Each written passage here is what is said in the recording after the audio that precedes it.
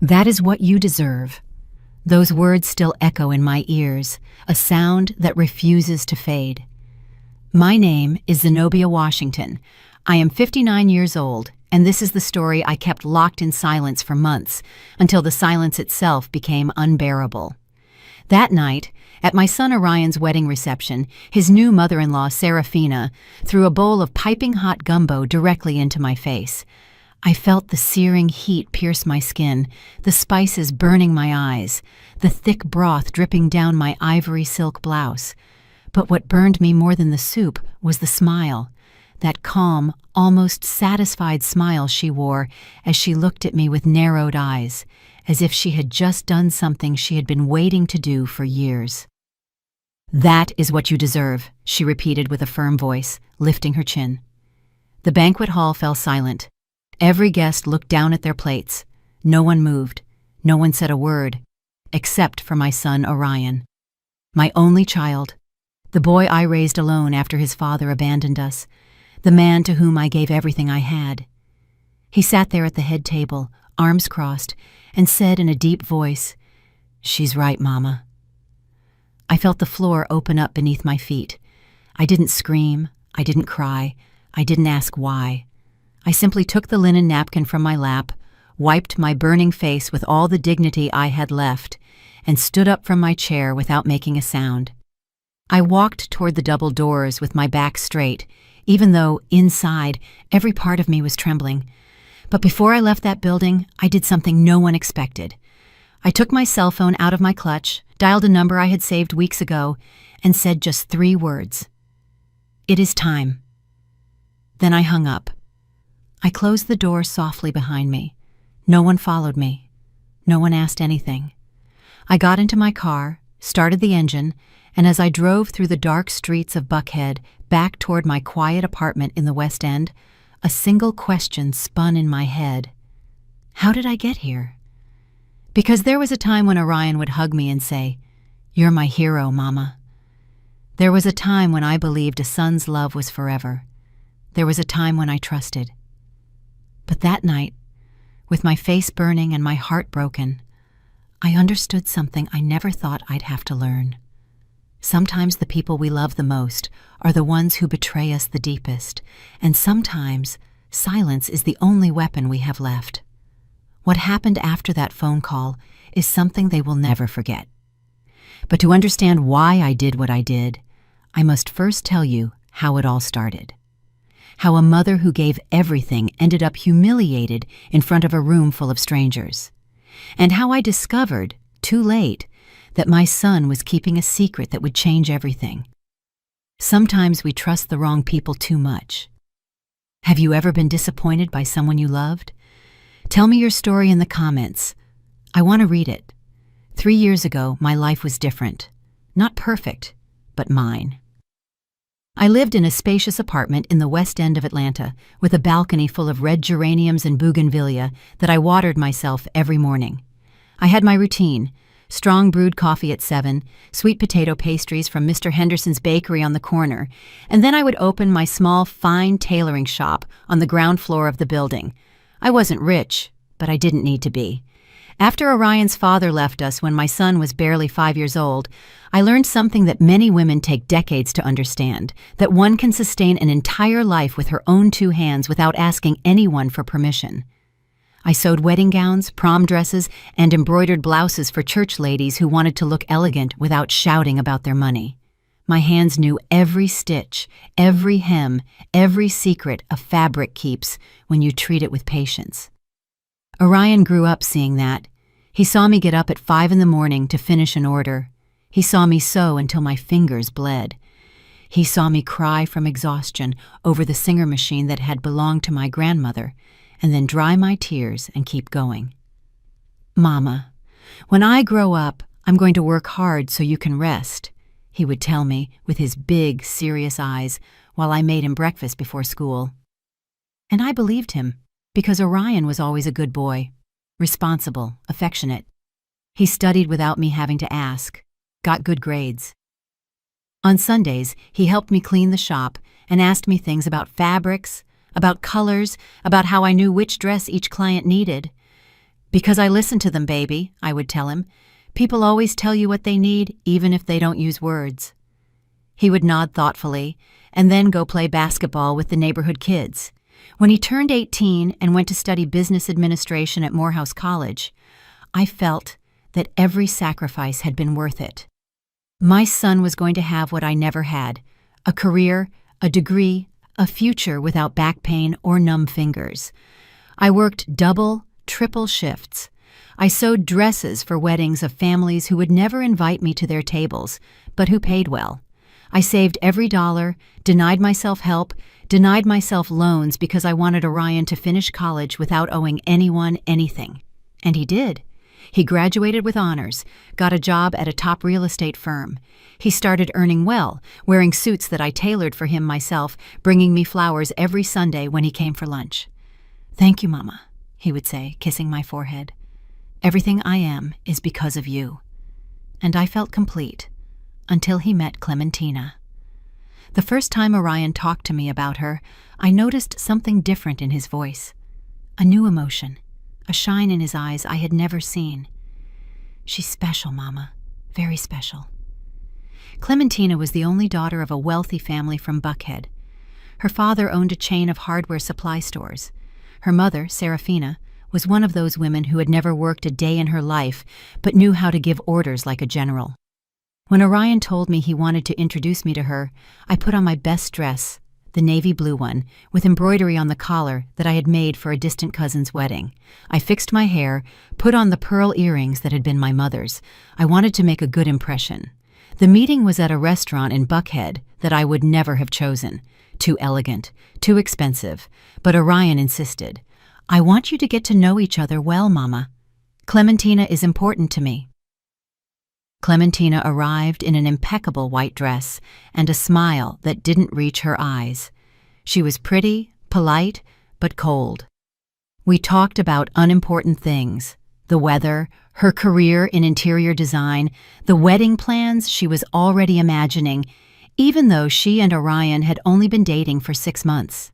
I smiled, nodded, asked all the right questions, but something in my stomach twisted when she said, "My mother is anxious to meet you, Miss Zenobia. I've told her so much about you." The way she said Miss Zenobia sounded strange, as if my name needed a title to exist in her world. Orion took my hand and squeezed it, as if telling me, "Everything is going to be fine, Mama." And I wanted to believe him, because back then I still believed that a son's love was stronger than anything else. I still believed that what we had built together, just the two of us for so many years, was unbreakable. I didn't know yet that some women view other women as enemies from the very first moment, and I didn't know yet that Serafina had already decided, long before meeting me, that I wasn't enough for her family. That afternoon, when we left the restaurant, Orion hugged me tight and said, "Clementina adored you, Mama." He told me this in the car. I smiled, but deep down, a small, cold voice whispered something I didn't want to hear. That girl is lying, and Serafina is too. 3 months later, they invited me to dinner at their house. That was when everything started to crack. Serafina's house in Buckhead was exactly as I imagined. Massive, cold, and full of things nobody needs. Crystal chandeliers, Persian rugs, oil paintings in gold frames, furniture that looked like it came straight out of a decor magazine, so perfect it was scary to dirty it just by looking. When Orion and I arrived that night, Serafina received us at the door with a smile that didn't reach her eyes. "Zenobia, how nice to see you," she said, giving me 2 air kisses without really touching my cheek. Come in, make yourself at home." But I didn't feel at home. I felt like an intruder. Clementina appeared from the staircase, radiant in a pale pink dress that probably cost more than 3 months of my rent. She greeted me with the same polite, empty smile as always. "Miss Zenobia, how nice you look." Again that Miss Zenobia, as if my name only existed with that prefix that made me feel old, foreign, from another world. Serafina's husband, Reginald, was a large man with a raspy voice who barely shook my hand before returning to his armchair in front of the television. He didn't say much all night, just grunted occasionally and drank scotch. Orion seemed happy, comfortable, as if that house were more his than our small apartment where he had grown up. That hurt me more than I wanted to admit. Dinner was served by a young housekeeper who went in and out of the kitchen without making a sound, eyes downcast. Serafina didn't even look at her when she asked for something.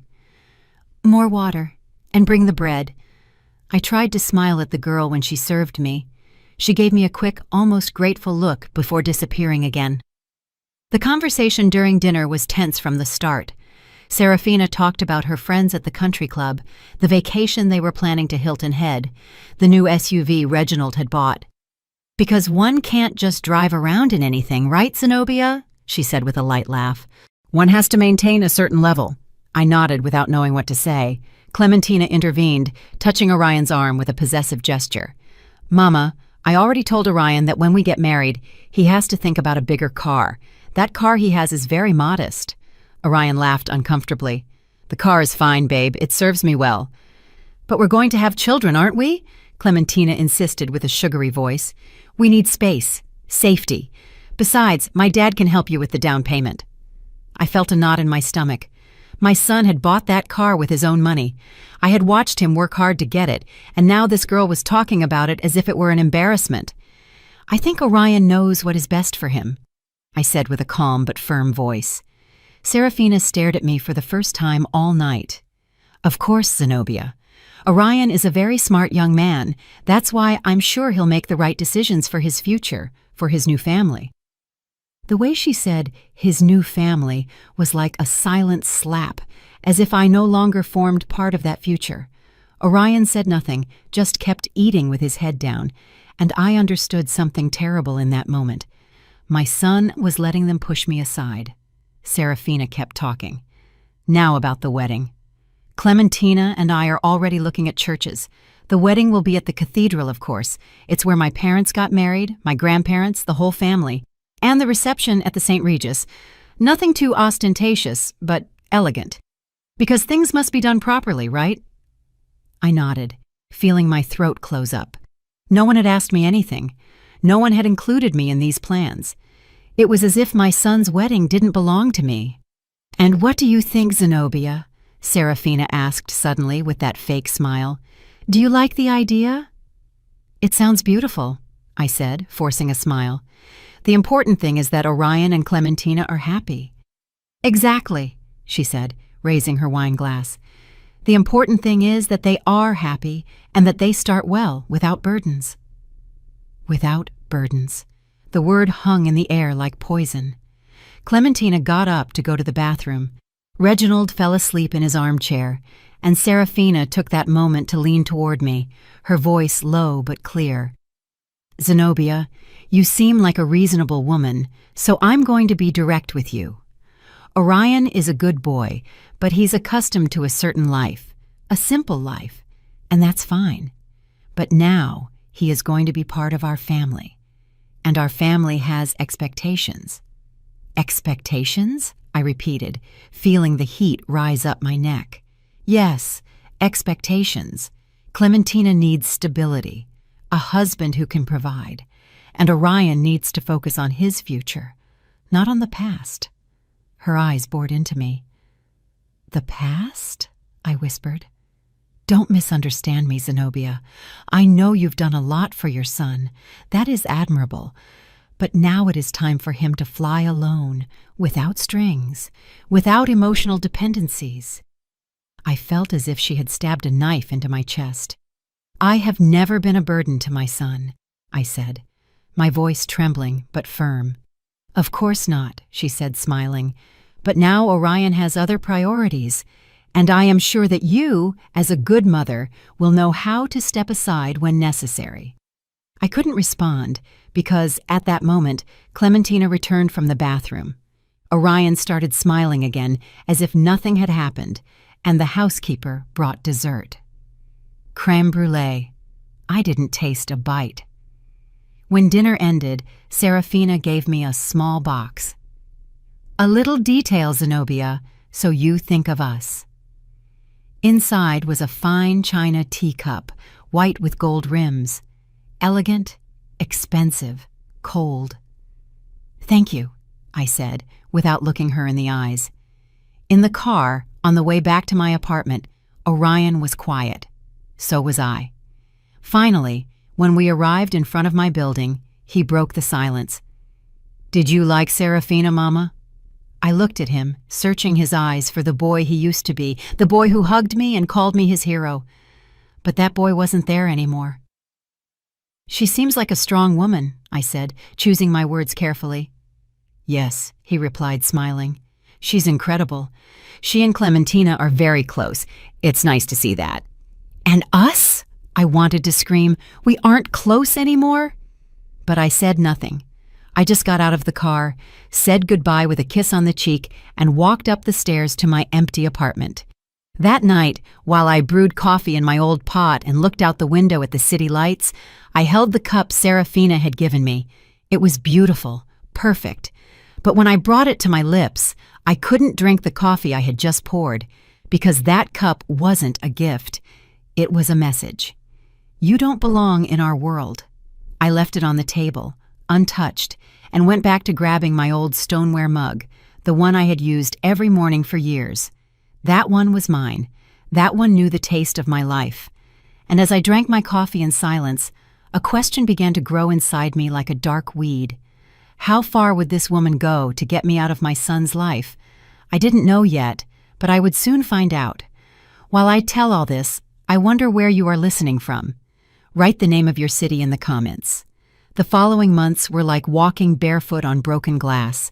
Every step hurt, but I kept moving forward, smiling, telling myself that everything would be okay, that it was normal, that this is how things are when a son gets married, that I had to learn to let go. But the truth is, they weren't letting me let go. They were ripping me away. Orion started visiting less. Before, he came every Sunday without fail. He'd arrive with pastries. He'd help me move furniture to clean. He'd stay to eat and tell me all about his week. But after that dinner at Serafina's house, the visits became bi-weekly, then monthly, then sporadic, always with the same excuse. "Sorry, Mama. Clementina and I had plans with her family." "Sorry, Mama. Serafina invited us to lunch at the club." "Sorry, Mama. We have to see about the wedding." Always Clementina, always Serafina, always them. I said it was fine, that I understood, that he was busy. But inside, something was dying little by little. One afternoon, Orion called to tell me that Clementina wanted me to go with them to choose the wedding dress. "Really?" I asked, my heart jumping in my chest. "Yes, Mama," Clementina insisted. "She says you're an expert in fabrics and wants your opinion." For the first time in weeks, I felt hope. Maybe I had been wrong about Clementina. Maybe she did want to include me. Maybe it was all a matter of giving it time. On the day of the appointment, I arrived half an hour early at the boutique, an elegant shop in Buckhead, with dresses that cost what I earned in 6 months. Clementina arrived late, accompanied by Serafina and 3 friends who wouldn't stop laughing and taking photos with their phones. "Miss Zenobia," Clementina said, kissing my cheek, "I'm so glad you came. We need your expert eye." I sat on a velvet sofa while she tried on dress after dress, all beautiful, all expensive, all looking the same to my eyes. The friends applauded. Serafina gave orders to the shop assistant, and I sat there, quiet, without anyone asking me anything, until Clementina came out in a French lace dress, strapless, with an endless train. "What do you think, Miss Zenobia?" she asked, twirling in front of the mirror. All eyes turned to me. I took a deep breath and told the truth. "It is beautiful, but I think the strapless cut doesn't flatter you as much. You have delicate shoulders. A dress with lace sleeves or thin straps would highlight your figure better." The silence was immediate. The friends stopped smiling.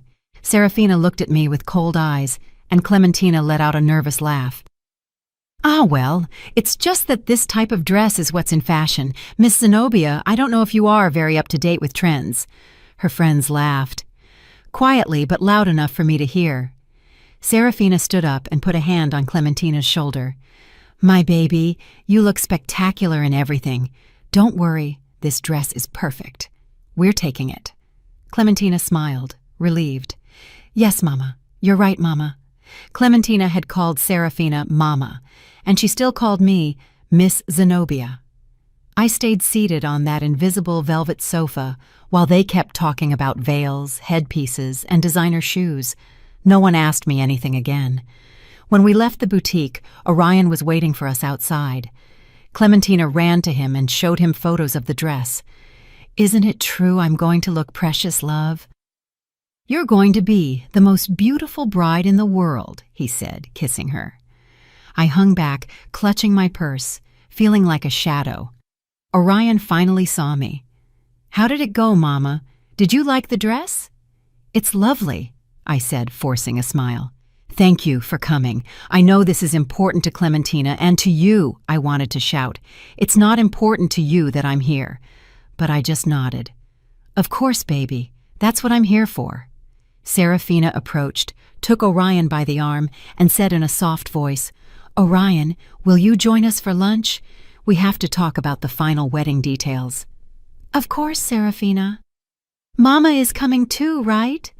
Clementina asked, looking at me with that polite, empty smile. Before I could answer, Serafina said, "Oh no, my dear. Surely Zenobia is tired. Besides, we are going to talk about very specific organizational things. We don't want to bore her." Orion said nothing. He didn't defend me, didn't insist, didn't say, "My mother is coming with us." He just said goodbye with a kiss on the cheek and left with them. I stood on the sidewalk watching them walk away, and for the first time I cried in public. Not much, just a few quick tears that I wiped with the back of my hand before anyone saw me. I took the bus back to my apartment. I didn't want to spend money on an Uber. When I got home, I made coffee in my stoneware mug, the same one as always, the one that knew the taste of my life. The china cup Serafina had given me was still on the table, untouched, gathering dust. I looked at it for a long time, and something inside me whispered, "This isn't going to get better. It's only going to get worse." But I didn't want to listen, because I still believed that a son's love was stronger than any external influence. I still believed that Orion was going to wake up, that he was going to realize, that he was going to go back to being the boy who hugged me and called me his hero. So I kept going. I kept smiling when they excluded me. I kept saying, "It's okay," when everything was wrong. I kept swallowing the pain so as not to be a problem, so as not to be a burden, so as not to fulfill the prophecy Serafina had planted in my son's mind. "Your mother is going to suffocate you if you don't distance yourself." 2 weeks later, Orion invited me to dinner. Just the two of us, like before. I was so excited I arrived half an hour early at the restaurant. I had dressed with care. I wore a burgundy dress that I had sewn myself, with discreet embroidery on the collar. I wanted my son to feel proud of me, but when he arrived, he wasn't alone. Clementina was with him. "Sorry, Mama. Clementina wanted to join us. I hope you don't mind." "Of course not," I lied. Throughout dinner, Clementina talked non-stop about the wedding, about the honeymoon they were planning in Bora Bora, about the condo her father was going to give them as a wedding gift. "It's in Buckhead, Miss Zenobia. 3 bedrooms, 2 full baths, and a terrace with an incredible view. My dad says it's important to start well." Orion looked happy. I just smiled. And when the check came, Orion took out his wallet and said something that split my heart in two. "Mama, can you lend me $2,000? I spent a lot this month on wedding stuff, and I'm a little tight." $2,000. I didn't have $2,000 extra dollars. I barely had enough to pay my rent and the shop expenses, but I took out the money I had saved for the electricity bill and emergencies, and I gave it to him. "Of course, son, don't worry." "Thanks, Mama. I'll pay you back next month." He never paid me back, and I never asked him for it, because in that moment I understood something terrible. I was no longer his mother. I was his bank, his safety net, his plan B. But I was no longer the most important person in his life. That night, when I returned to my apartment, I sat in front of the window with my coffee and looked at the city lights, wondering how I had ended up there, how a woman who had given everything, who had sacrificed her youth, her health, her entire life for a son, could end up feeling so invisible. But I still didn't know the truth. I still didn't know that everything that had happened up to that moment was just the beginning, that Serafina had a plan, and that my son, my Orion, my only child, was already part of it. The wedding approached like an inevitable storm, and I kept pretending everything was fine. Orion went weeks without calling me. When he did, the conversations were brief, distracted, filled with uncomfortable silences. "How are you, Mama?" "Fine, son. And you?" "Fine, fine. Busy with preparations, you imagine." "Well, I gotta go. Clementina is calling me." Click. And I was left with the phone in my hand, feeling like something inside me emptied a little more each time. But the worst wasn't the short calls. The worst were the invitations that never arrived. I found out by chance that there was a bachelor party for Orion, a barbecue at Reginald's house with a live band, with friends of Clementina's family. No one told me. There was also a rehearsal dinner at an extremely expensive Italian restaurant with the godparents, with close family. No one invited me. When I asked Orion why they hadn't included me, he got uncomfortable. "Oh, Mama, they were small things. Last minute we didn't want to bother you." Bother you. As if my presence were a nuisance, as if I were a problem to be avoided. But I stayed quiet, kept smiling, kept saying, "Don't worry, son, I understand." Until one afternoon, everything changed. It was a Tuesday. I remember because Tuesdays have always been slow days at the shop. I was finishing hemming a gala dress when the doorbell rang. I opened the door and found a young delivery guy with a blue cap and a manila envelope in his hands. "Zenobia Washington?" "Yes, that's me." "Sign here, please." I signed without thinking. The boy gave me the envelope and left. I closed the door and looked at the package. It had no return address, just my name handwritten in black ink. Something in my stomach twisted. I sat in the shop chair with trembling hands and opened the envelope. Inside were photographs. Many photographs. At first, I didn't understand what I was seeing. They were images of Orion, my son, in different places. Restaurants, a parking lot, a hotel entrance. But he wasn't alone. He was with a woman, and that woman wasn't Clementina, it was Serafina. I felt the floor move beneath my feet. The first photo showed Orion and Serafina leaving a restaurant. He had his hand on the small of her back. She was laughing with her head thrown back. The second photo was in a parking lot.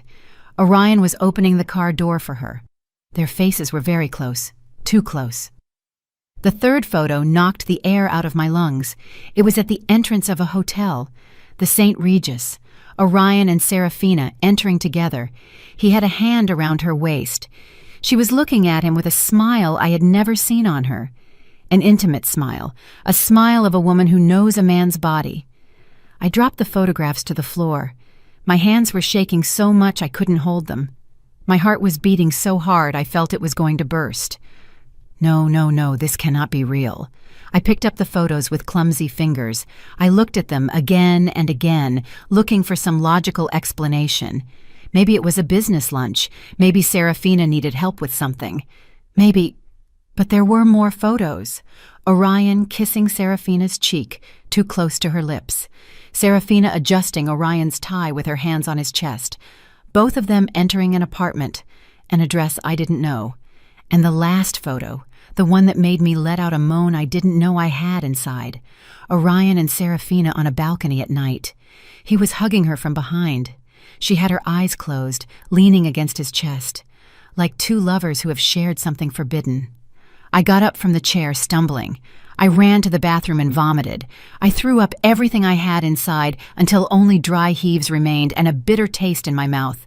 I stayed there kneeling in front of the toilet, crying uncontrollably. My son, my only son. The boy I raised alone. The boy to whom I gave everything. The boy who called me his hero.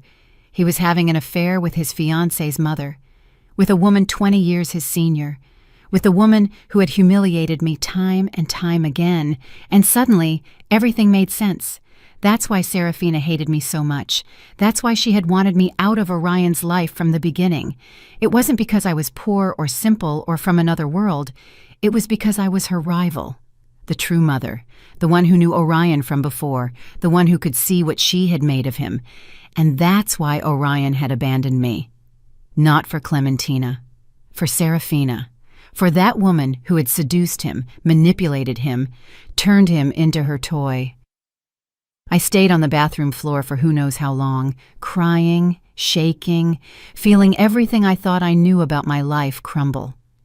When I finally managed to get up, I washed my face with cold water and returned to the shop. The photographs were still there, scattered on the chair. I picked them up one by one with hands that no longer trembled because the shock was giving way to something else. Something cold, something hard, something I didn't know existed inside me. I put the photos back in the envelope and sat in front of my sewing machine, looking at the black thread hanging from the needle. I thought about all the times Serafina had humiliated me. I thought about all the times Orion had ignored me. I thought about the wedding approaching, about Clementina, that poor girl who had no idea her fiancé was sleeping with her own mother.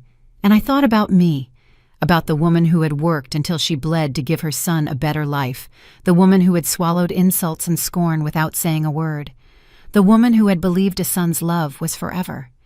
That woman was dead, and in her place stood someone new, someone who was no longer going to stay silent. I took my phone and dialed a number I had saved months ago when a client had told me about a private investigator who had helped her discover her husband's infidelity. "Good afternoon. This is Zenobia Washington. I need your services." The voice on the other end was professional, neutral.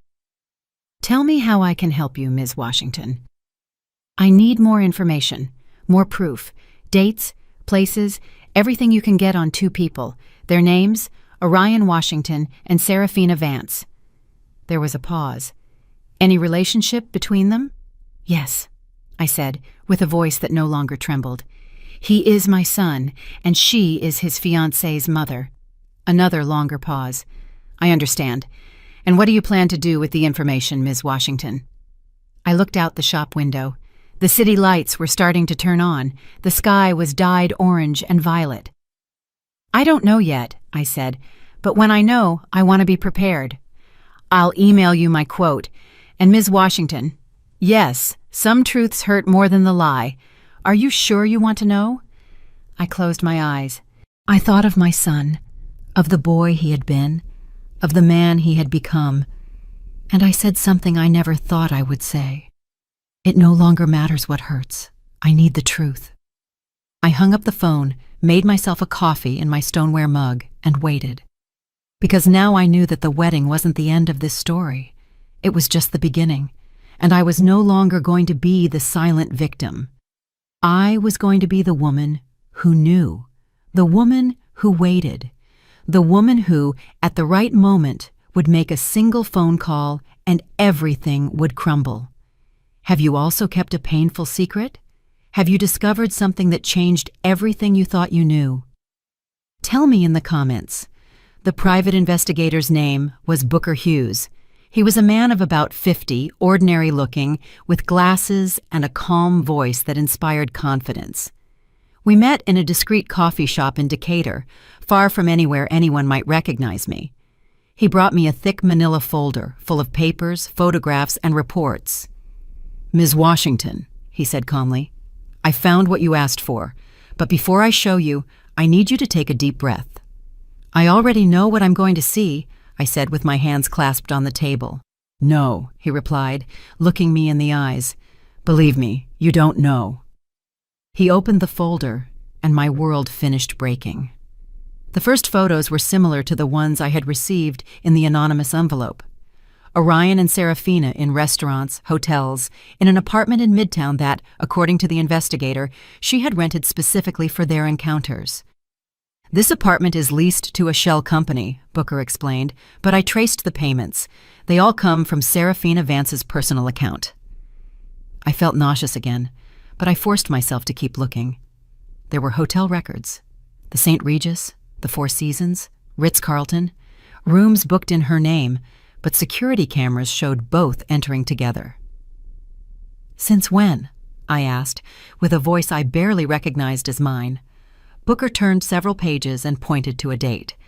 The first record I found is from 1.5 years ago. 1.5 years. My son had been sleeping with his fiancée's mother for 1.5 years, since before he and Clementina got engaged, since before I met that family. There's more, Booker said with a grave tone.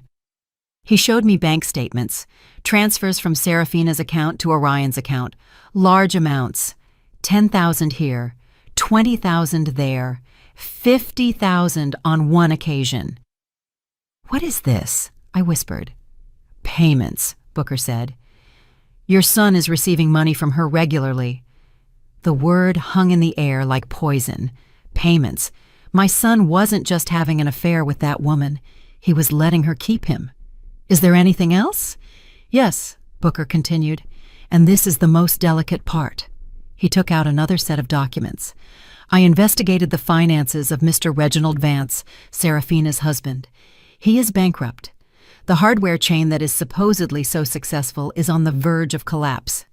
He has debts with several banks, and the house in Buckhead has 3 mortgages. I sat in silence, processing. So, it's all a lie? I asked. The wealth, the money, the status, it's a facade, Booker confirmed. A very well-constructed facade, but it's falling apart, and I think Serafina knows it. That's why she's using her daughter. Using Clementina? How? Booker took out more papers.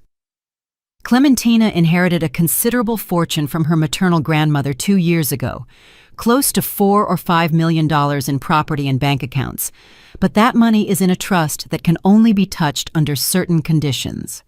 What conditions? That Clementina gets married. Once married, she has full access to that inheritance, and if something were to happen to Clementina while married, the money automatically passes to her spouse. I felt the air escape my lungs. Orion, I whispered. Exactly, Booker said.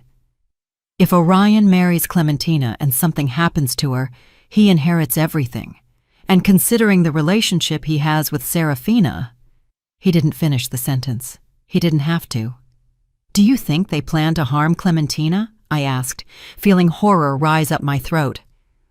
I don't have proof of that, Booker said carefully. But I do have proof that Serafina is a very controlling, very ambitious, and very desperate woman. And your son, Ms. Washington, forgive me for saying it this way, your son is completely under her control. I closed my eyes. I thought of my Orion, of the boy who hugged me, of the young man who graduated with honors, of the man I thought I had raised. At what moment had he become this? At what moment had he stopped being my son and become the puppet of an unscrupulous woman? There is one last thing, Booker said, and it is the most important. He took out an audio recording, a small device. I managed to place a microphone in the Midtown apartment. It's illegal, I know, but I thought you needed to hear this. He pressed the play button, and I heard my son's voice. What if Clementina finds out? It was Orion. He sounded nervous.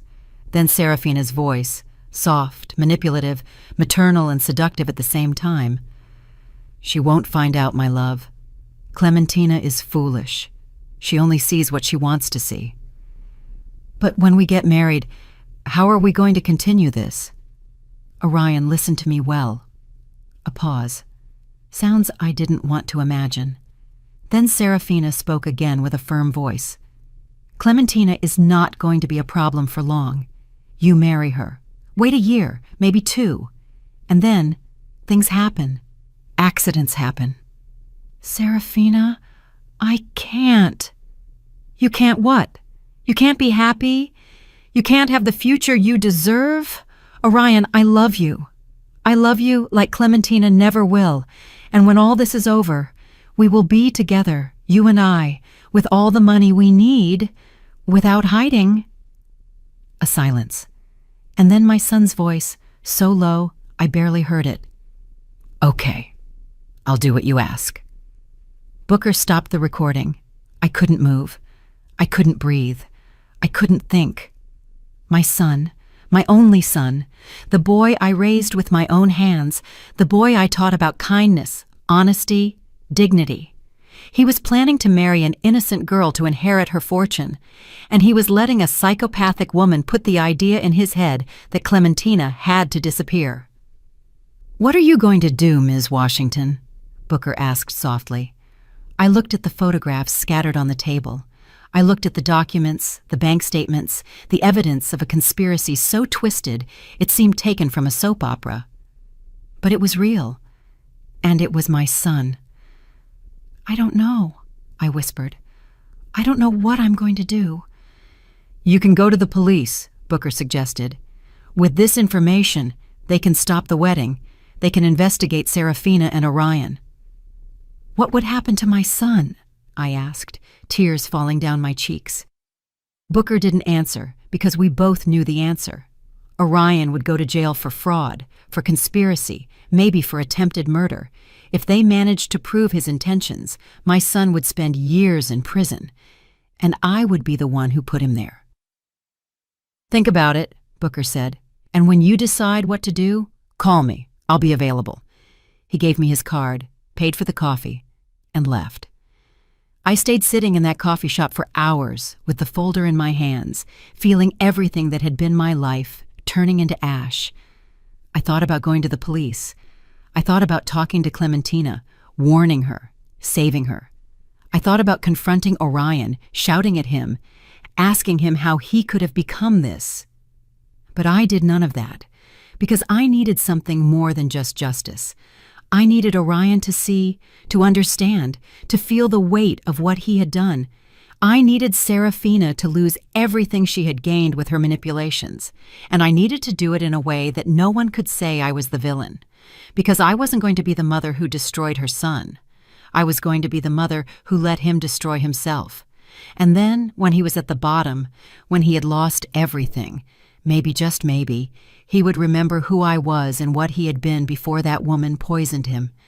I took the folder, put it in my purse, and left the coffee shop with my back straight and my head held high. The wedding was in 2 weeks, and I had a plan that started with a simple acceptance. I was going to go to that wedding, I was going to sit at that table, and when the exact moment arrived, I was going to make a single phone call, and everything would crumble. Because sometimes the best revenge isn't to attack, it's to let the truth do its work. The night of the wedding arrived like a storm everyone expected except me, because I knew that night wasn't going to be a celebration. It was going to be a revelation. I dressed carefully. I chose a simple navy blue dress I had sewn years ago. Nothing ostentatious, nothing that drew attention. I pulled my hair into a discreet bun. I put on my mother's pearl earrings. I wanted to look dignified because I knew this would be the last time Orion would see me as his mother. The ceremony was at the cathedral, as Serafina had planned. A beautiful church, full of white flowers and candles. There were more than 200 guests. Elegant people, moneyed people, people who looked at me sideways wondering who that simple woman sitting alone in the 5th row was, because they hadn't even given me a seat in the front rows. Clementina's family occupied the entire right side of the church, and on the left side, where the groom's family should be, there were only 3 of us, me, a distant aunt of Orion's who barely knew him, and a cousin who came more for the free food than for affection. That was all that was left of our family. When Orion walked to the altar, my heart skipped a beat. He looked handsome, elegant, mature, in a dark gray suit I knew he hadn't paid for, with his hair perfectly combed, with a nervous but happy smile. For a moment, just for a moment, I saw the boy he used to be again, and I almost regretted what I was about to do. Almost. But then I saw Serafina.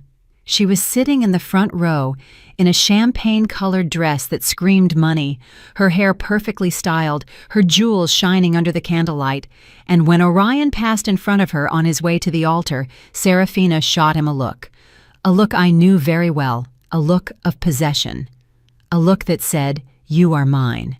And Orion responded with a small, complicit, intimate smile just before standing at the altar to wait for his bride. I felt bile rise in my throat. Clementina walked in on her father's arm. She looked beautiful, innocent, radiant. The strapless dress she had chosen, despite my advice, fit her well. I had to admit it. Her face shone with happiness. She knew nothing. That poor girl had no idea she was walking toward her own trap. The ceremony was long. The priest spoke about love, fidelity, commitment. Every word was like a dagger in my chest, because I knew it was all a lie. When it came time for the vows, Orion took Clementina's hands and said firmly, "Clementina, I promise to love and respect you every day of my life. I promise to be your partner, your support, your refuge. I promise to build a future with you based on truth and trust." I had to bite my lip not to scream, "Liar, liar, liar." Clementina cried with emotion, the guests sighed, and Serafina smiled with satisfaction. When the priest said, "I now pronounce you husband and wife," everyone applauded except me. I just watched them, Orion kissing Clementina, Serafina wiping a fake tear, Reginald dozing in his seat, and I knew the moment had come. The reception was at the St. Regis, a huge ballroom decorated with thousands of white roses, tables with linen tablecloths, crystal centerpieces, a 5-course banquet, a live orchestra. Everything was perfect, too perfect. They seated me at a table in the back, far from the head table, far from Orion, with people I didn't know and who didn't speak to me all night. I was invisible again, but I wasn't there to socialize. I was there to wait for the exact moment. During dinner, I observed. I saw how Serafina controlled everything from her spot at the head table, how she gave discreet orders to the waiters, how she looked at Orion every time Clementina wasn't looking. And I saw how Orion returned those looks. It was disgusting. It was brazen. It was sick. When dinner ended, the dancing began. The newlyweds' waltz, the dance with the parents. Orion danced first with Clementina. Then it was his turn to dance with the groom's mother, with me. I got up from my table, walked toward the dance floor. Everyone was watching me. Orion extended his hand with a forced smile. "Mama." "Son," I replied, taking his hand. We danced in silence for the first few seconds. The music was soft, romantic. Everyone watched us. "You look beautiful, Mama," he said without looking me in the eyes. "Thank you," I replied. "You look good too." Another silence. "Are you happy?" I asked him. "Yes," he replied quickly. "Very happy." "Really, Orion? Are you truly happy?" For the first time all night, he looked me in the eyes, and I saw something there, something small, something that might have been guilt, or maybe just discomfort. "Yes, Mama, Clementina is wonderful. We're going to be very happy together." "And Serafina?" I asked, lowering my voice. "Is she wonderful too?" His body tensed. He stopped dancing for a second, then continued, squeezing my hand tighter. "I don't know what you're talking about." "I think you do know, son." "Mama, this isn't the moment." "When is it going to be the moment, Orion? When? After something happens to Clementina? After you inherit her money?" He stopped completely, let go of me, looked at me with hard eyes. "What did you say?" "I know everything, Orion. Everything." The music kept playing, but we weren't dancing anymore. People started looking at us, whispering. "You don't know anything," he said in a low, threatening voice. "You're inventing things." "I have photographs. I have hotel records. I have bank statements. I have recordings." His face went pale. "Mama, what did that woman do to you, Orion? What did she do to turn you into this?" "You don't understand," he exploded, raising his voice. "You're never going to understand." The music stopped. Everyone was staring. Clementina came running over, her wedding dress dragging on the floor. "What's happening, Orion? Miss Zenobia?" Serafina appeared out of nowhere. She stepped between Orion and me. "Zenobia, I think it's better if you leave. Are you making a scene?" "A scene?" I repeated, feeling the rage rise up my chest. "I'm making a scene?" "Yes," she said firmly. "This is my daughter's wedding, and I'm not going to allow you to ruin it with your dramas." "My dramas?" I laughed without humor. "You want to talk about dramas, Serafina?" Clementina looked at us without understanding. Orion was paralyzed. The guests murmured louder and louder, and then Serafina did something I will never forget. She turned to the nearest table, grabbed a bowl of seafood gumbo that was still hot, walked toward me with firm steps, and threw it in my face. I felt the boiling liquid burning my skin, the spices, the broth dripping down my dress, the pain, the humiliation. Everyone screamed. Clementina shrieked. Someone ran for napkins, but I didn't move. I just stood there with the soup dripping down my face, looking Serafina straight in the eye. She smiled, that calm smile, that satisfied smile, and said clearly so everyone could hear, "That is what you deserve." The room fell into complete silence. And then Orion, my son, my only son, the boy I had raised alone, crossed his arms and said, "She's right, Mama." Those words cut me deeper than any knife.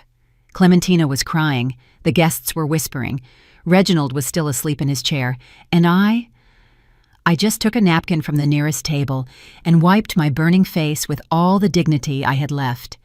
Then I walked toward the exit of the ballroom with my back straight, without running, without crying, without giving them the satisfaction of seeing me destroyed. But before leaving, I took my phone out of my purse, dialed the number I had saved, and said just 3 words. "It is time." I hung up, left the hall, got into my car, and as I drove through the dark streets toward my apartment, with my face burning and my heart broken into 1,000 pieces, I smiled, because the call I had just made wasn't to the police. It was to someone else, someone who was going to change everything, and they would never forget it. I still ask myself if I did the right thing. What would you have done in my place?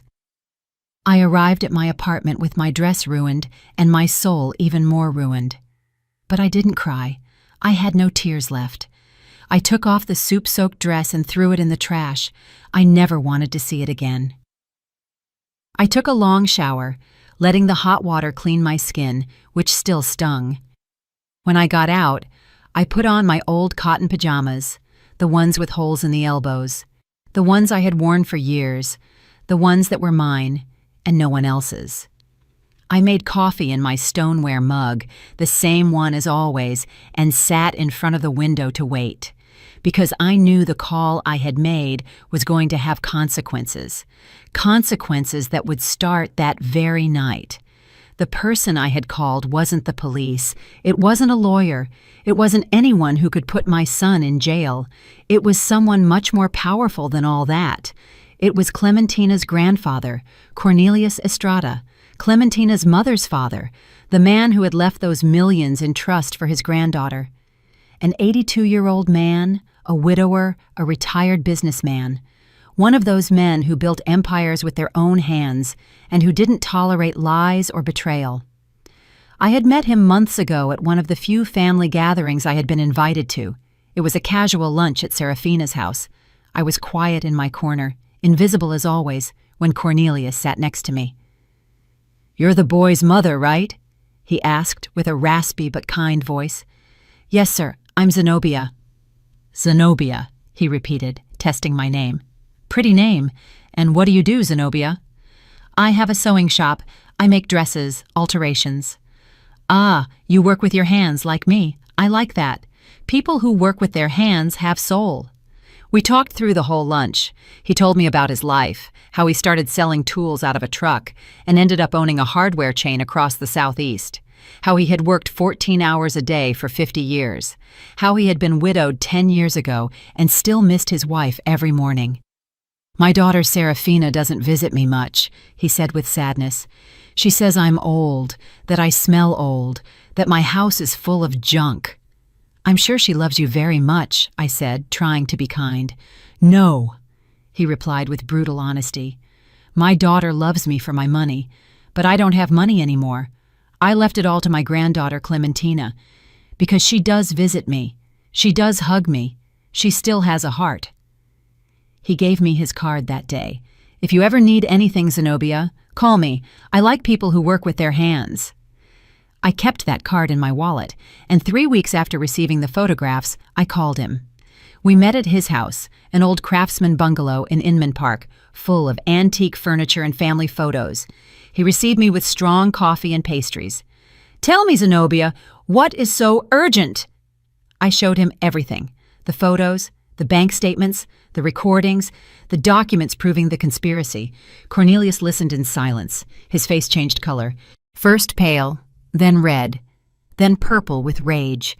When I finished, he stayed quiet for a long time. "My granddaughter is in danger," he said finally, his voice shaking. "Yes, sir." "And your son?" "Your son is part of the plan." "Yes, sir." "Why are you telling me? Why don't you go to the police?" It took me a moment to answer, because I had to be honest. Because if I go to the police, my son goes to jail.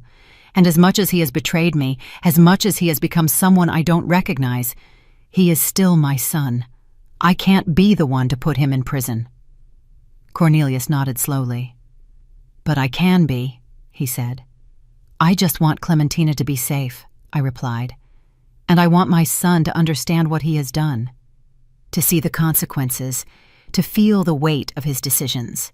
And Serafina, I want her to pay for what she has done, for manipulating my son, for putting him on this path, for planning to harm an innocent girl." Cornelius took my hand in his, old hands, full of spots and wrinkles, but still strong. "Zenobia, you are a wise and brave woman. I am going to help you, but I need you to promise me something. Anything. Zenobia, when everything explodes, and believe me, it is going to explode, you are going to suffer. Your son is going to hate you. People are going to talk. You are going to be alone." "I am already alone," I said calmly. "No," he replied. "You still have hope. But when this ends, that hope is going to die. Are you prepared for that?" I thought of Orion, of the boy he had been, of the man he had become. And I said, "Yes, I am prepared." Cornelius nodded. "Then this is what we are going to do. You are going to go to that wedding. You are going to behave normally, and when the moment comes, when they show their true face, you call me, and I will do what I have to do." "What are you going to do?" "First, I am going to get Clementina out of that house that same night. I have lawyers. I have doctors. I am going to prove my daughter is incapable of caring for her own daughter. I am going to get a protection order. And the money, the trust, will be frozen immediately. Neither Clementina nor anyone else will touch that money until a judge decides what to do.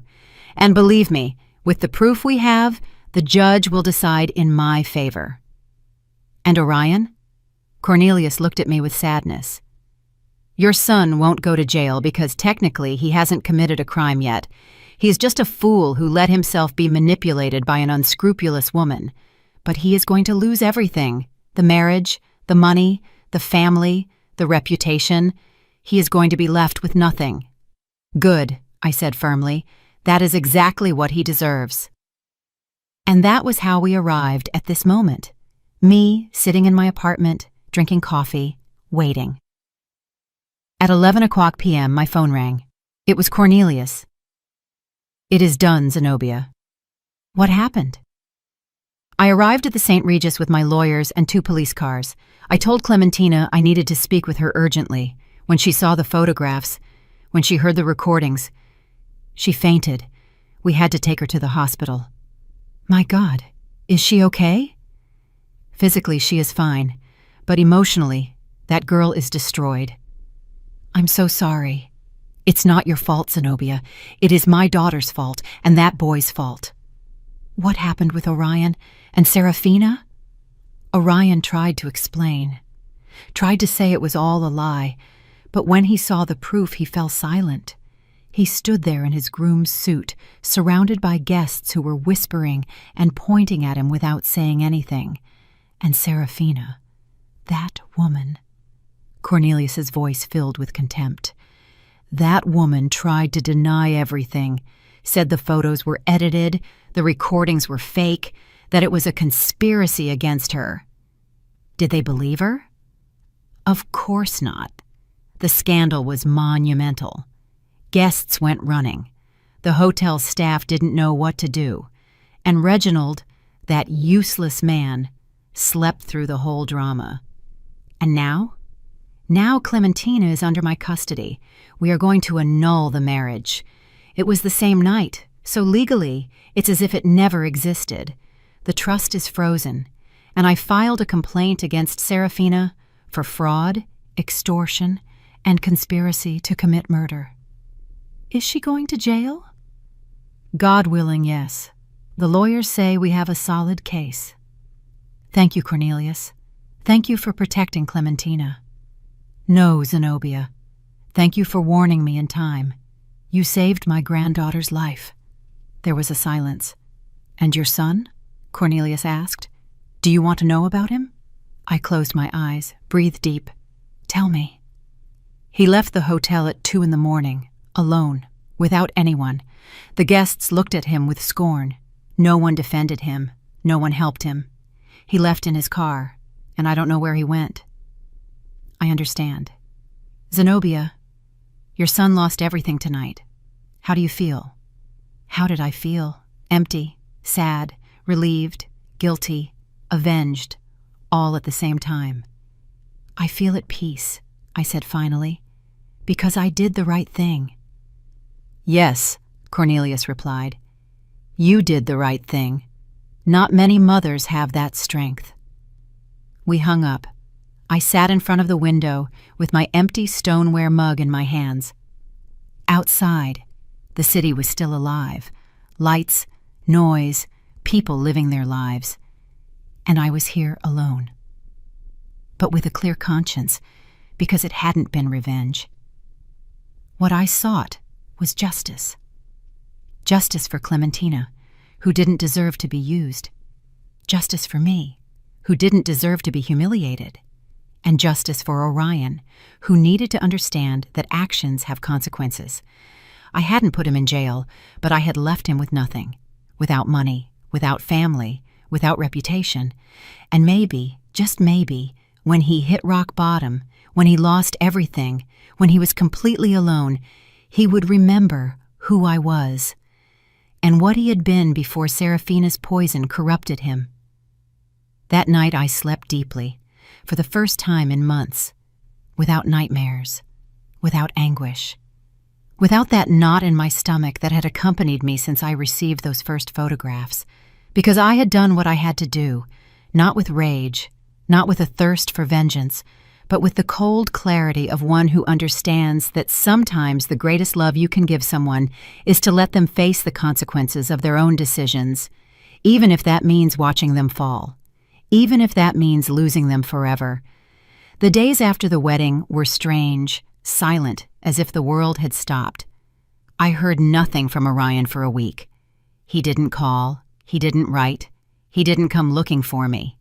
And I didn't look for him either, because I knew he needed time to understand what had happened, to process the magnitude of what he had lost. And I needed time to heal. Cornelius called me every 2 days to tell me how things were going. Clementina was in intensive therapy, not psychiatric, but emotional. She had fallen into a deep depression after discovering the man she had married was having an affair with her own mother. It's too big a betrayal, Cornelius told me, too twisted. My granddaughter doesn't understand how it could happen, and neither do I. How is she? Fragile, very fragile, but she is 18. She is young. She will heal. With time, she will heal. The scandal spread like gunpowder through the whole city.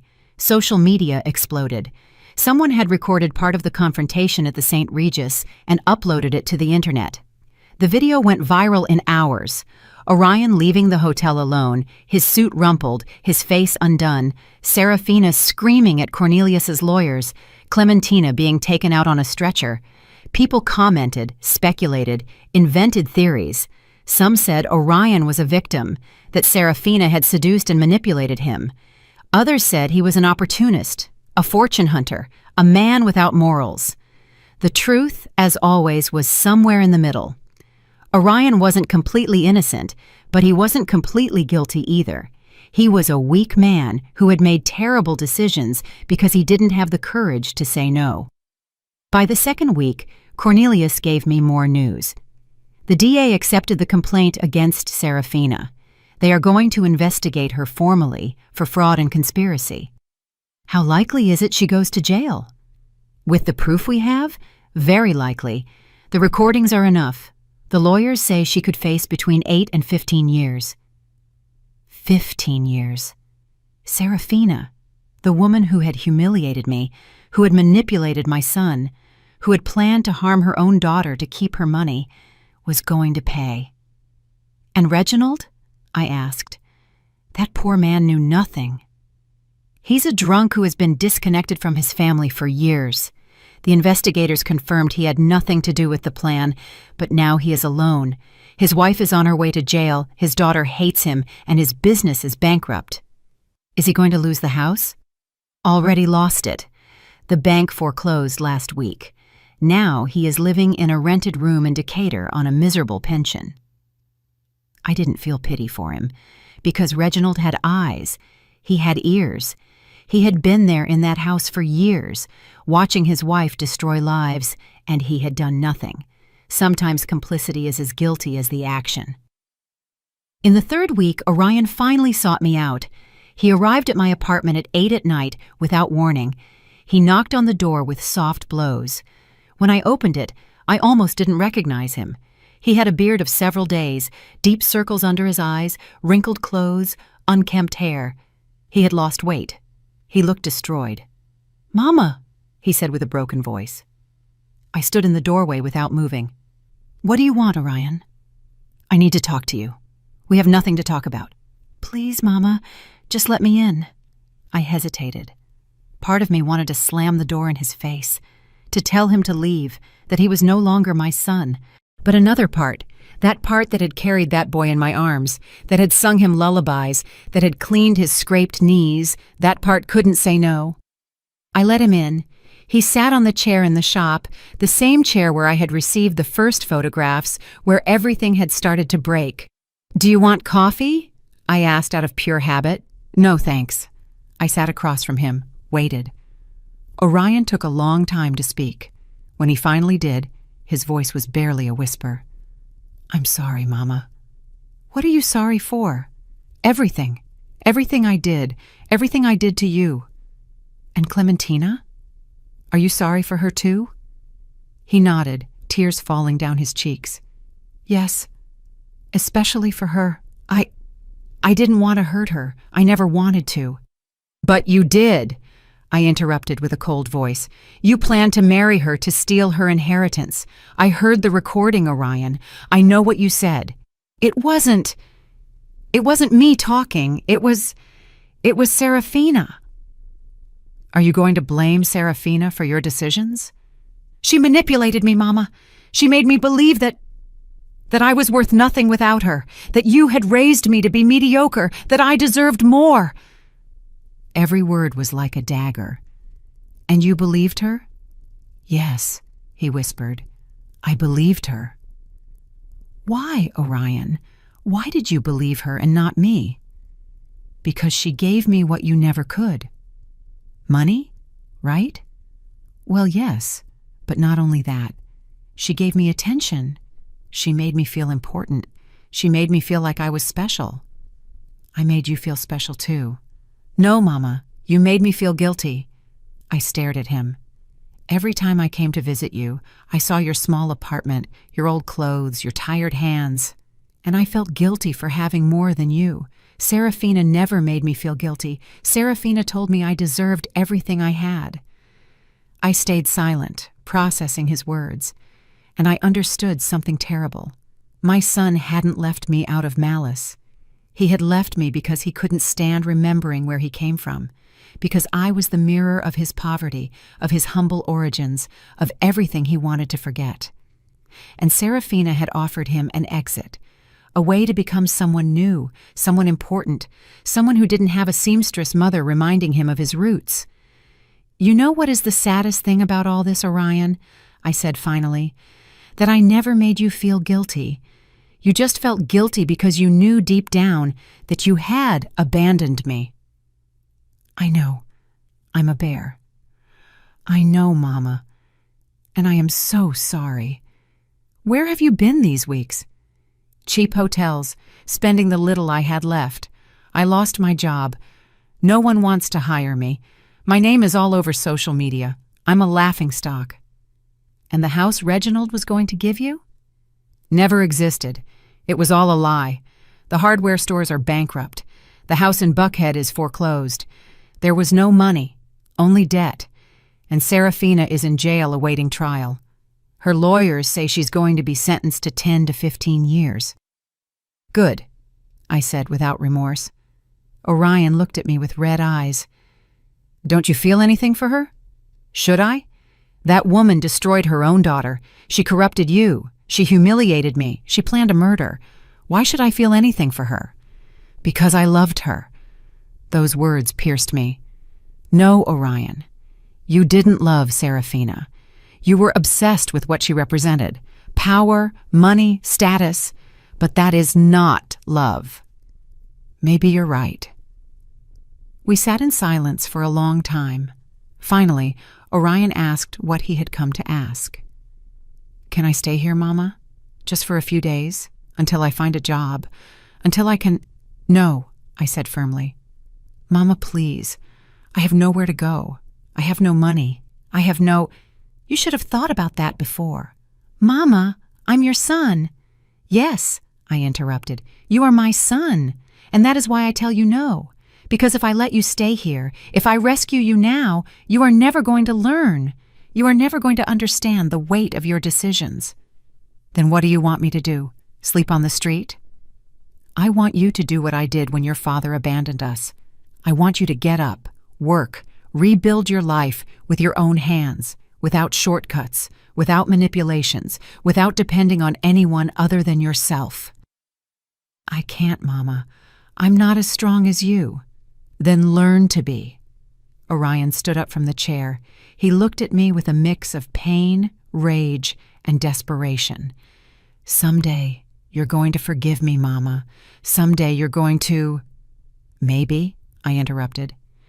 But that day is not today, nor tomorrow, nor next month. Maybe in years, or maybe never. That depends on you, on who you decide to be from now on.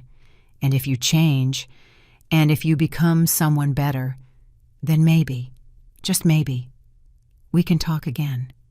But not as mother and son, but as two people who once knew each other and need to learn to know each other again. Orion nodded, crying. He walked to the door, opened it, and before leaving, turned one last time. I love you, Mama. I know, I replied, but love without respect means nothing. He left. I closed the door and stood there, listening to his footsteps fade down the hallway. I didn't cry because there was nothing to cry about. I had done the right thing, the hardest thing, the most painful thing, but the right thing.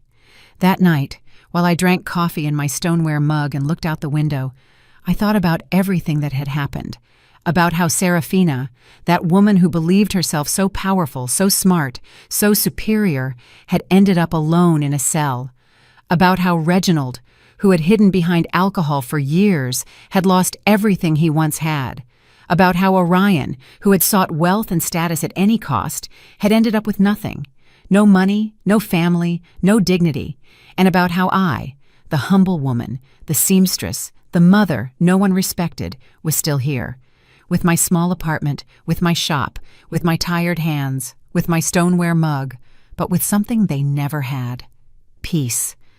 Because life always collects its debts, not with violence, not with vengeance, but with time, with patience, with the silent justice that arrives when you least expect it. Serafina had called me crazy once. Years later, I knew she was alone in that cell, looking at blank walls without visitors, without love, without anything. And I wondered if in that moment, in that terrible void, she finally understood what she had lost. Not the money, not the status, but her humanity, her soul, everything that makes a life worth living. And Orion, my poor Orion. Maybe someday he would understand that true wealth is not in what you have. It is in who you are, in how you treat people, in the dignity with which you face your mistakes. But that day hadn't arrived yet, and I couldn't wait for it, because my life, my precious life, kept moving forward, with or without him. 2 years have passed since that night. 2 years since I saw my son leave my apartment without a dime in his pocket and without a place to go. 2 years since I decided that the greatest love I could give him was to let him face the consequences of his own decisions. And in these 2 years, I have learned things I never thought I would have to learn. I have learned that silence can be more powerful than 1,000 words, that dignity is not negotiated, that forgiveness does not mean forgetting, and that sometimes letting go of someone you love is the bravest act you can do. My life has changed, not in spectacular ways. I didn't become rich. I didn't move to a big house. I didn't stop sewing. But it changed where it matters, in the deep, in the soul. I still live in my apartment in the West End. I still work in my shop.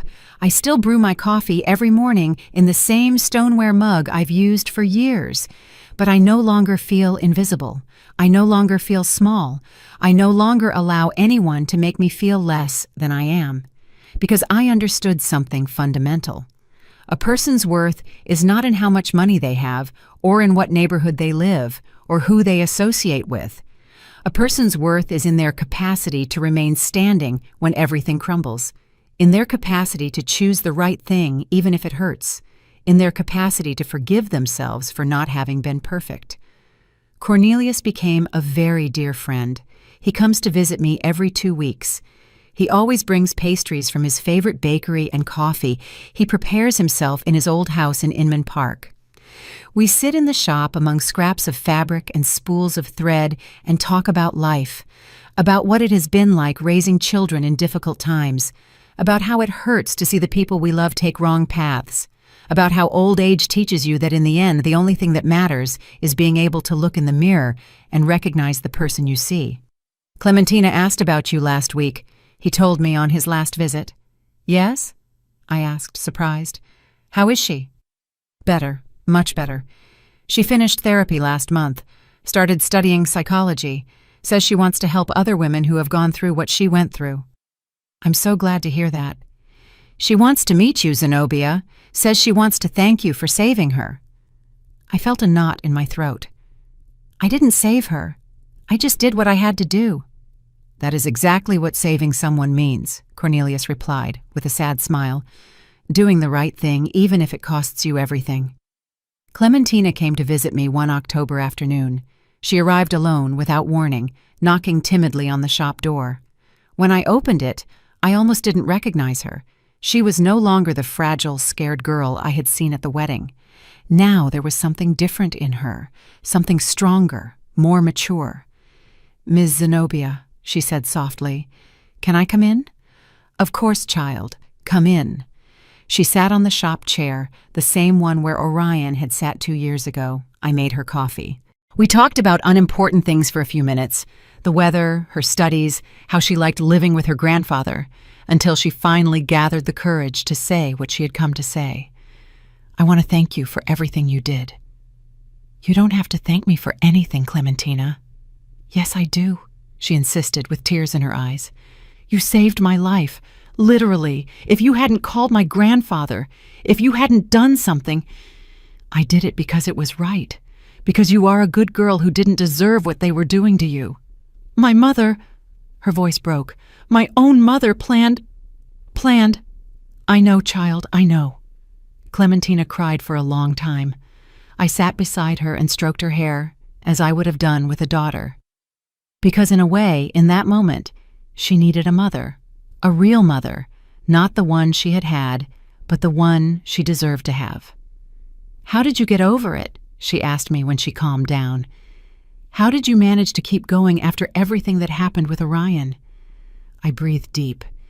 It wasn't easy. There were nights I wanted to call him, rescue him, tell him everything was fine and he could come home. But I knew if I did, he would never learn. He would never change. And has he changed? I don't know, I admitted. 6 months ago, he wrote me a letter. He told me he got a job in a factory, that he's living in a small room in Norcross, that he's going to therapy, that he's trying to be better. Did you reply? No, not yet. Why? Because I need to be sure he is changing for him, not for me. I need to know he is doing the internal work he has to do, and that takes time. Clementina nodded thoughtfully. I'm doing that work too. In therapy, I learned I can't blame myself for what my mom did, that it wasn't my responsibility to detect something was wrong, that I was just a girl who trusted the wrong people. Exactly, I said, taking her hand. And now you are a woman who is learning to trust again, but in the right people, starting with yourself. Clementina stayed all afternoon. She helped me sew the hem of a wedding dress. She told me about her plans to someday open a support center for women victims of abuse. And when she left, she hugged me tight and whispered in my ear, "Thank you for being the mother my own mother never was." That night I cried, not from sadness, but from something more complex, because I had lost a son, but in a way, I had gained a daughter, not by blood, but by heart. 3 months ago, I received news of Serafina. Cornelius called me one morning with a grave voice. "Zenobia, I need to tell you something about Serafina." What happened? She was sentenced, 12 years in prison, without possibility of early release. How is she? Destroyed. Physically, she has deteriorated a lot. No one visits her, not even Reginald. She's completely alone. And how do you feel about that? Relieved, but also sad, because that woman is my daughter. And despite everything she did, a part of me remembers the girl she once was before ambition corrupted her. I understood what Cornelius felt, because I also remembered the boy Orion had been before the world changed him, before bad decisions defined him. And I wondered if one day he could go back to being that boy, or if that boy had died forever. Orion's letter arrived 2 weeks ago. It was longer than the first, more honest, more vulnerable. He told me he had started attending a support group for people who had made serious mistakes, that he was learning to live with the guilt without letting it destroy him, that he was saving every dollar to someday be able to pay me back all the money he had borrowed and never paid. "I don't expect you to forgive me, Mama," he wrote. "I don't expect us to go back to what we were. I only hope that someday, when you see me on the street, you don't cross to the other side to avoid me. I only hope you know that every day I wake up trying to be a better man than I was yesterday. And every day I think of you, of how I treated you, of how I failed you, of how I let a woman convince me that you were the problem when you were the only person who really loved me. Sometimes I pass in front of your building. I don't knock. I don't come up. I just stand there on the sidewalk looking at your window, wondering what you might be doing. If you're sewing, if you're drinking coffee, if you ever think of me. And then I leave because I know I have no right to bother you. I have no right to ask you for anything else. But I want you to know something, Mama. Something I never told you enough when I should have. Thank you. Thank you for raising me alone. Thank you for sacrificing so much. Thank you for giving me opportunities you never had. And thank you for having the courage to let me fall when I needed it most. Because now I understand that you didn't let me fall out of hate. You let me fall out of love. And that was the greatest gift you could give me. I love you, Mama. I have always loved you, even if my actions said otherwise. Your son, Orion." I read that letter 5 times. I cried through every reading, and then I put it in the drawer where I keep important things, next to the first photo of Orion when he was a baby, next to his graduation diploma, next to a note he wrote me when he was 8 years old that said, "Mama, you are my hero." I haven't replied to him yet, but I think I will soon, because I have learned that forgiveness is not forgetting what happened. Forgiveness is remembering what happened, feeling the pain, and still choosing to move forward without carrying that weight in your heart. It doesn't mean I'm going to forget. It doesn't mean things are going to go back to how they were before. But it means I am ready to build something new, something different, a relationship based not on what we were, but on what we can be. Last night I had a dream. I dreamed I was sitting in my shop sewing when they knocked on the door. I opened it, and it was Orion. But not the Orion of now, nor the Orion who betrayed me. It was the boy, my boy, with his big eyes and his innocent smile. "Mama," he told me, "I lost my way, but I think I found it again." And I hugged him and cried and said, "Welcome home, my son." When I woke up, I had tears on my cheeks, and I knew that dream was a sign. Not that everything was resolved, but that I was ready to start healing, to start forgiving, not just Orion, but myself, for not having been the perfect mother, for not having protected him from everything, for not having seen the signs sooner. Because the truth is that none of us is perfect. We all make mistakes. We all hurt people we love. We all get lost at some point. But what defines us is not the mistakes we make, it is what we do after. If we learn, if we grow, if we get up, or if we stay there on the ground blaming others for our fall. This morning, while I prepared my coffee in my stoneware mug, I looked out the window and saw the streets of Atlanta filling with people. People in a hurry, people with problems, people with dreams, people with pain. And I understood that we are all part of the same story, a story of mistakes and redemptions, of falls and risings, of losses and findings. And my story, this story I have told you, is just one more among millions. But it is mine, and I am proud of it. Because I survived, because I didn't break, because I maintained my dignity when everything around me crumbled, and because I learned that true strength is not in never falling, it is in getting up every time you fall. Now I am 61 years old, 2 years older than when this story began, and I feel I have lived an entire lifetime in these 2 years.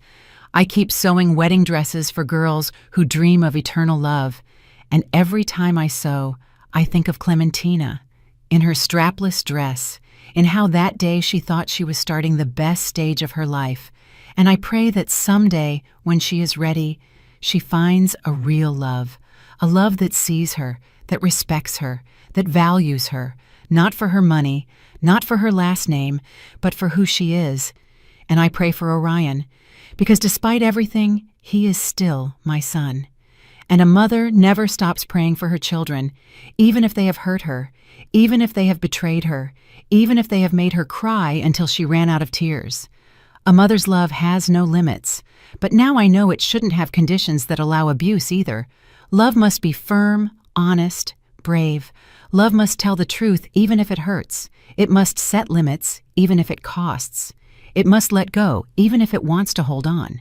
Because only then, with that difficult and brave love, can we help the people we love to become the best they can be. If my story helps a single woman open her eyes, if it helps a single mother understand that loving doesn't mean permitting, if it helps a single person choose dignity over comfort, then it will all have been worth it. Every tear, every pain, every sleepless night, every difficult decision, everything. Because this story isn't just mine.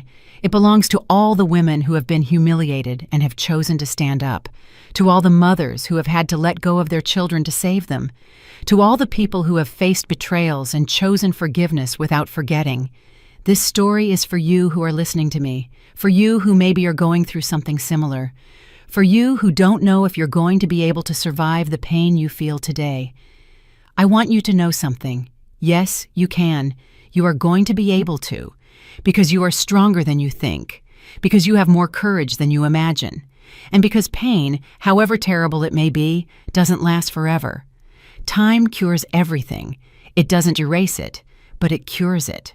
And one day, maybe months or years later, you are going to wake up and you are going to realize that breathing doesn't hurt as much anymore, that thinking about what happened doesn't destroy you anymore, that you can remember without bleeding. And that day, you are going to understand that you survived, that you won, not because you destroyed the one who hurt you, but because you didn't let them destroy you. I close this story with the same stoneware mug in my hands, the one that has accompanied me for years, the one that knows the taste of my coffee on difficult mornings, the one that has held tears and hopes, the one that has never failed me. Because in the end, the simplest things are the ones that remain, the humblest are the strongest, and the most ignored are the most valuable, like me, like you, like all the women who have been underestimated and have proven they are made of steel. Thank you for listening until the end. Thank you for allowing me to share my story with you. And remember, life always collects its debts, not with vengeance, but with truth, with time, with silent justice, and in the end, always, always good triumphs. Maybe not in the way we expected, maybe not when we expected, but it triumphs. Because the universe has a memory, and no one escapes the consequences of their own actions. Did you like the story, and which city are you listening from? Let's meet in the comments. If you liked the story, you can support me by sending a super thanks so I can keep bringing more stories like this. Thank you so much for your sweet support. I'm looking forward to your comments on the story. On the screen, you can see 2 new life stories that I highly recommend. There's so much more on my channel. Don't forget to subscribe. See you in the next life story with love and respect.